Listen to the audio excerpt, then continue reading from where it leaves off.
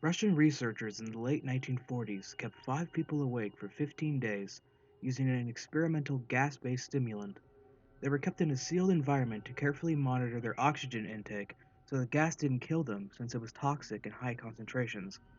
This is before closed-circuit cameras, so they only had microphones and 5-inch thick glass porthole-sized windows into the chamber to monitor them.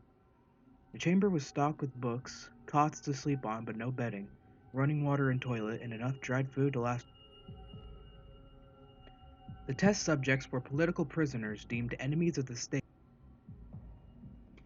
Everything was fine for the first 5 days. The subjects hardly complained, having been promised falsely that they would be freed if they submitted to the test and did not sleep for 30 days. Their conversations and activities were monitored, and it was noted that they continued to talk about increasingly traumatic incidents in their past, and the general tone of their conversations took on a darker aspect. After 5 days, they started to complain about the circumstances and events that led them to where they were, and started to demonstrate severe paranoia. They stopped talking to each other and began alternately whispering to the microphones in one-way mirrored portholes. Oddly, they all seemed to think that they could win the trust of the experimenters by turning over their comrades, the other subjects in captivity with them. At first, the researchers suspected this as an. After 9 days, the first of them started screaming. He ran the length of the chamber, repeatedly yelling at the top of his lungs for 3 hours straight. He continued attempting to scream, but was only able to produce occasional squeaks. The researchers postulated that he had physically torn his vocal cords. The most surprising thing about this behavior is how the other captives reacted to it, or rather, didn't react to it. They continued whispering to the microphones until the second of the captives started to scream. The two non-screaming captives took the books apart, smeared page by page with their own feces, and pasted them calmly over the glass portholes. The screaming promptly stopped. So did the whispering to the microphone. After 3 more days passed, the researchers checked the microphones hourly to make sure they were working, since they thought it impossible that no sound could be coming with 5 people inside. The oxygen consumption in the chamber indicated that all 5 must still be alive. In fact, it was the amount of oxygen 5 people would consume at a very heavy level of strenuous exercise. On the morning of the 14th day, the researchers did something they said they would not do to get a reaction from the captives.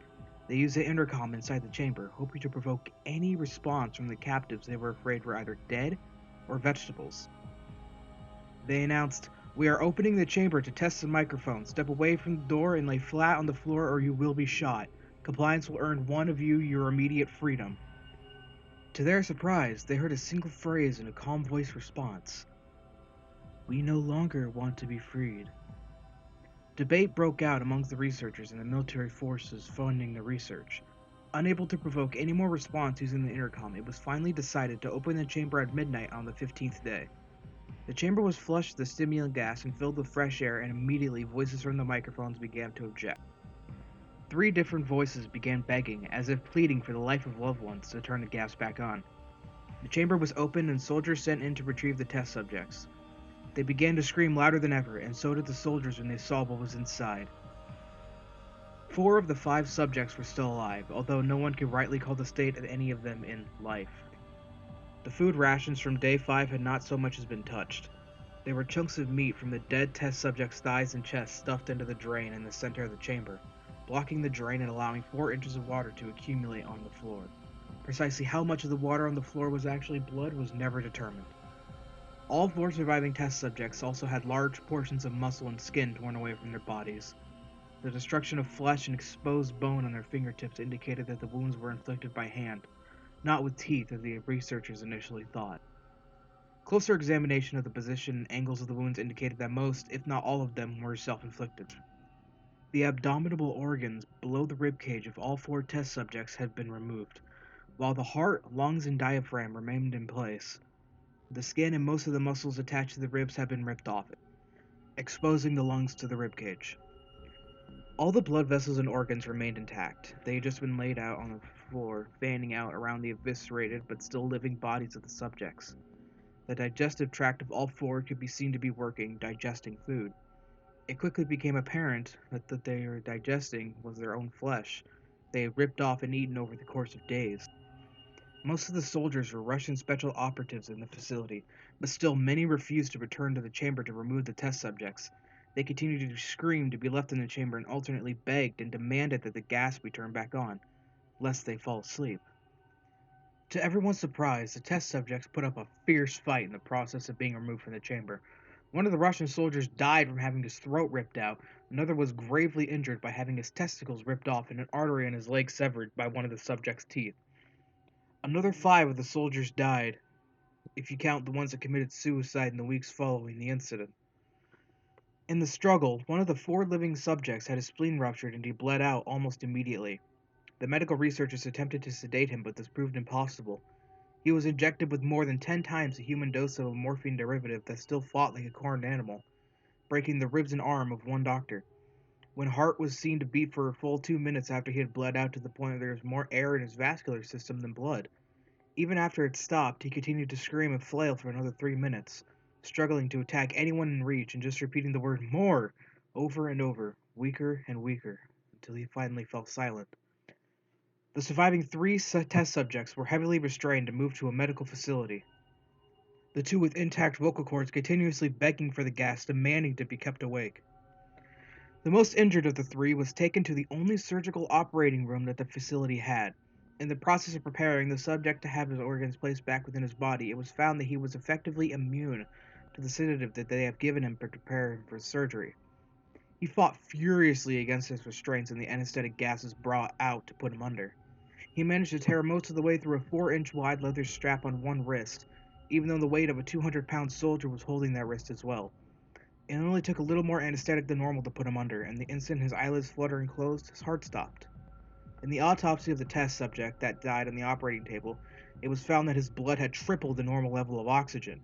His muscles that were still attached to his skeleton were badly torn, and he had broken 9 bones in a struggle to not be subdued. Most of them from the force of his own muscles had exerted on them. The second survivor had been the first of the group of the 5 to start screaming. His vocal cords destroyed, he was unable to beg or object to surgery, and he only reacted by shaking his head violently in disapproval when the anesthetic gas was brought near him. He shook his head yes when someone suggested, reluctantly, they try the surgery without anesthetic, and did not react for the entire 6-hour procedure of replacing his abdominal organs and attempting to cover them with what remained of his skin. The surgeon presided, stating repeatedly that it should be medically impossible for the patient to still be alive. One terrified nurse assisting the surgery stated that she had seen the patient's mouth curl into a smile several times whenever his eyes met hers. When the surgery ended, the subject looked at the surgeon and began to wheeze loudly, attempting to talk while struggling. Assuming this must be something of drastic importance, the surgeon had a pen and pad fetched so the patient could write his message. It was simple: keep cutting.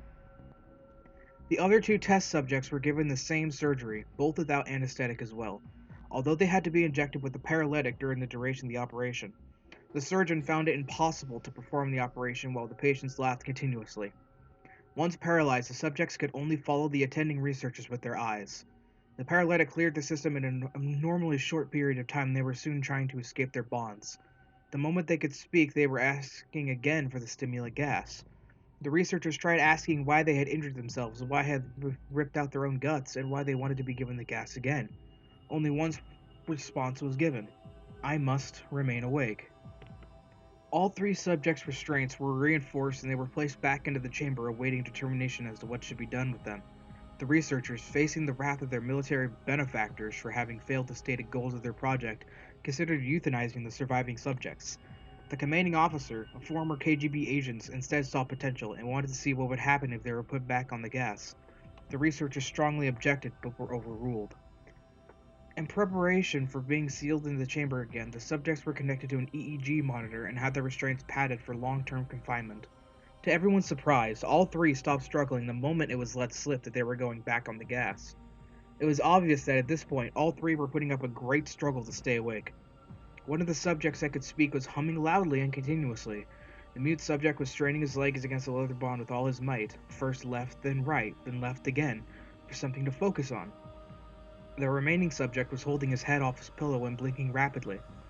Having been the first to be wired for EEG, most of the researchers were monitoring his brainwaves in surprise.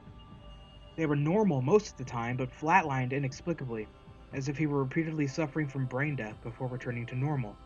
As it focused on paper scrolling out of the brainwave monitor, only one nurse saw his eyes slip shut at the same moment his head hit the pillow. His brainwaves immediately changed to that of a deep sleep, then flatlined for the last time as his heart simultaneously stopped. The only remaining subject that could speak started screaming to be sealed in now. His brainwaves showed the same flat lines as ones who had just died from falling asleep. The commander gave the order to seal the chamber with both subjects inside, as well as 3 researchers.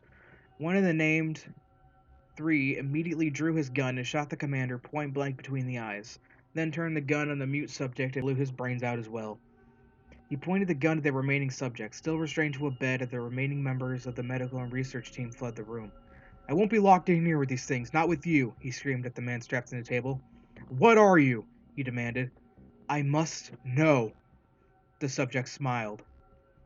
Have you forgotten so easily? The subject asked. We are you. We are the madness that lurks within you all, begging to be free at every moment in your deepest animal mind. We are what you hide from in your beds every night. We are what you sedate into silence and paralysis when you go to the nocturnal haven where we cannot tread. The researcher paused, then aimed at the subject's heart and fired. The EEG flatlined as the subject weakly choked out, So nearly free.